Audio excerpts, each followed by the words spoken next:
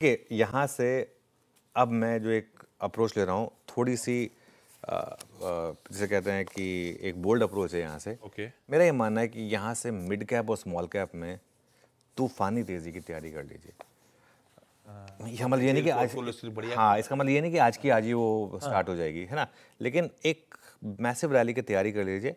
मेरा ये मानना है कि यहाँ से अब जो रैली शुरू होगी मिड कैप और स्मॉल कैप में वो होगी कॉस्ट ऑफ कैपिटल रैली।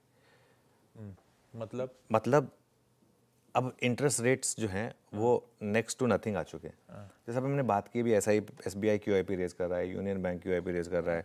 बैंकों में आप पैसा डालिए, आपको लंबे से लंबे टेन्योर के FD में 6% मिल रहा है, उससे ज़्यादा नहीं मिल रहा है। क्यों लगाएंगे उसमें आप पैसा?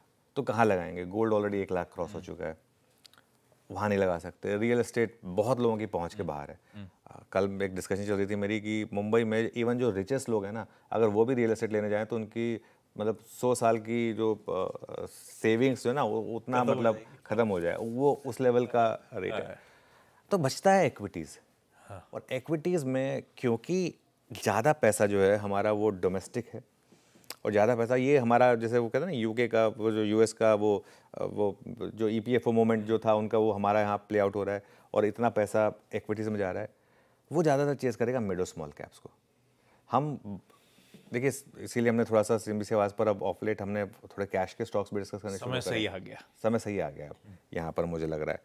और अमेरिका भी तैयार है रेट कट करने के लिए, मैटर ऑफ टाइम है वहाँ पर भी। तो हम एक ग्लोबली हम एक ultra low interest rate environment में वापस आने वाले हैं, उसमें नॉर्मली मिड और स्मॉल कैप चलते हैं। तो इसके लिए ये मेरा मानना है। उसके अलावा बैंकों में, NBFCs में, ऑटोज़ में और रियल एस्टेट में बेसिकली जो रेट सेंसिटिव्स हैं, इनमें एक स्ट्रक्चरल तेज़ी है। आप इन स्टॉक्स को देखिए, यहाँ पर मुझे लग रहा है NBFCs, खासतौर से वो NBFCs जिन्होंने पिछले 1 साल में काफ़ी पेन देखा है, micro finance stocks for example, ये सब थोड़े रिस्की स्टॉक्स होते हैं, लेकिन इनमें मुझे लग रहा है कि एक स्ट्रक्चरल तेज़ी होने वाली है, अगर स्पेशली इकोनॉमी इंप्रूव होगी तो उस वजह से। मतलब बेसिकली पैसा सस्ता हो रहा है और लगाने के एवेन्यूज खत्म हो। एब्सोल्युटली, सिंपल लैंग्वेज में ये बात है कि भाई आपको लो कॉस्ट ऑफ कैपिटल है और आपके पास ऑप्शन नहीं है कहीं लगाने के लिए, तो इसके लिए। और this is backed by fundamentals also कि डेटा भी इंप्रूव होगा, मतलब वो भी जरूरी है और वो होना चाहिए मेरे ख्याल से। तो अच्छा, एक और चीज़, एक पॉसिबिलिटी बन रही है कि IT और बैंक्स दोनों एक साथ चलने को तैयार हों।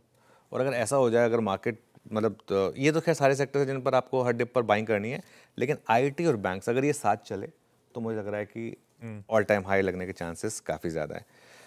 मैं एक व्यू ले रहा हूँ, जुलाई टू सितंबर में अगर आप मुझे प्रोबेबिलिटी पूछेंगे, जुलाई टू सितंबर में मोर देन 70% प्रोबेबिलिटी मैं कहूँगा ऑल टाइम हाई हिट करने की है। यहाँ से 1000 पॉइंट की रैली 3 महीने में निफ्टी के लिए बड़ी बात नहीं है, 4% है तो पॉसिबल है।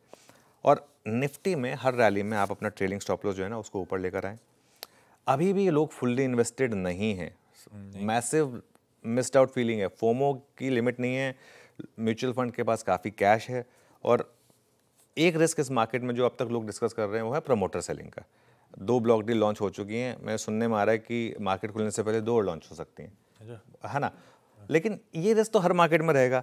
अच्छा, 1 जुलाई से ट्रेडिंग विंडो भी बंद हो जाएगी, उसके बाद तो 3 दिन बचे हैं कुल मिलाकर, 3 दिन में ये खत्म हो जाएगा जो भी ब्लॉक डील का खेल है। अब और 3 दिन बचे हैं, आज का, कल का और मंडे का।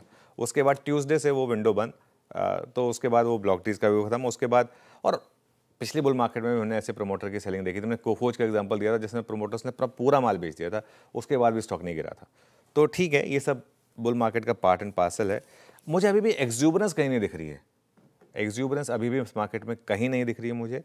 और एक्सूबरेंस की बात या मंदी की बात, सच बताऊं ना आशीष, वो लोग कर रहे हैं जिन्होंने रैली मिस की है।